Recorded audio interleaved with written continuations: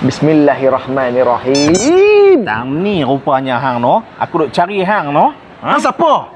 Siapa? Siapa? Lek. Hutang aku bila bayar? Lepas aku tahan. Sabar. Ni dia banyak-banyak ni. Aku dia sekali je ni. Oh, order sekali. Hutang tak bayar, makan macam-macam dengan udang kunyit apa semua ni ada. Oh, hutang tak bayar. Ui, ini cemil. Oh, ni cemil. Ini makan cemil. Oh, makan cemil. Aku order banyak ni. Duduk. Dia makan cemil ni. Makan cemil. Okey. Tapi hutang jangan tak bayar. Hutang bayar. Bayar dia cemil ni.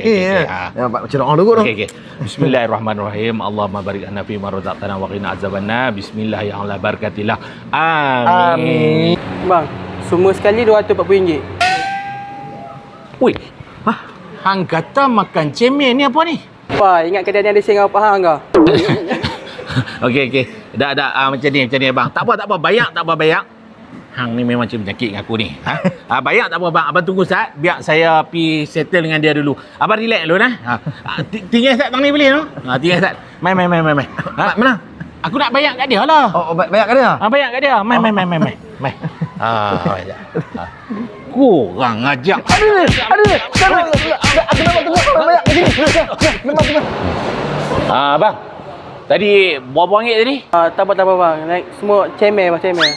Betul cemil? Betul.